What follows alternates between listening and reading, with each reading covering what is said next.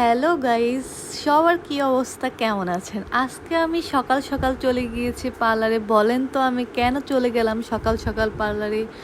আজকে ছিল আমার একটা ড্রেস শ্যুট। আসলে একটা না, অনেকগুলো ড্রেসেরই শ্যুট ছিল। এই জন্য আমি এই তো আমার ব্যাগ গুছিয়ে নিয়েছি, গুছিয়ে এখন রিক্সায় উঠে পড়েছি। এই তো আমি চলে যাচ্ছি পার্লারে। আমি পার্লারে এসে কফি খেয়ে নিচ্ছিলাম, কারণ আমি খালি পেটে চলে আসছিলাম, কোনো কিছু খাইনি। আম্মু বলতেছিল বের হওয়ার আগে যে খেয়ে যা, আমি বলতেছিলাম না, সকাল সকাল এখন খাবো না, খেতে ভালো লাগতেছে না। পরে চলে আসলাম পার্লারে। আমি আইব্রোটা উঠিয়ে নিলাম, করা ছিল না আমার, এজন্য আইব্রোটা উঠিয়ে নিলাম। দেন আমি মেকআপ নিতে বসে গেলাম। এই তো আমার মেকআপ একদমই শেষের দিকে, শুধু লিপস্টিকটা বাকি আছে, লিপস্টিকটা দিলেই হয়ে যাবে। সবাই কমেন্টে কিন্তু জানাবেন যে আমার মেকআপটা কেমন হয়েছে, আমাকে কেমন লাগছিল আজকে।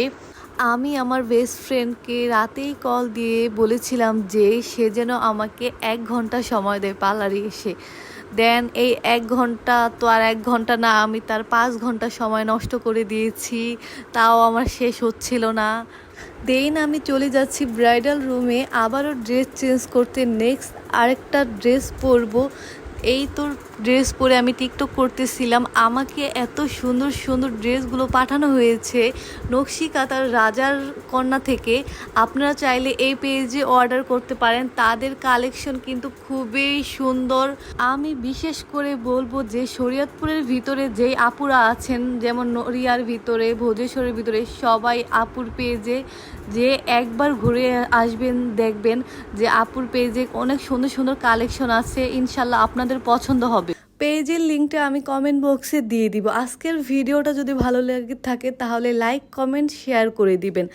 আমার পেজটা কিন্তু একদমই নতুন, আমি নতুন নতুন ভয়েস ওভার দিচ্ছি।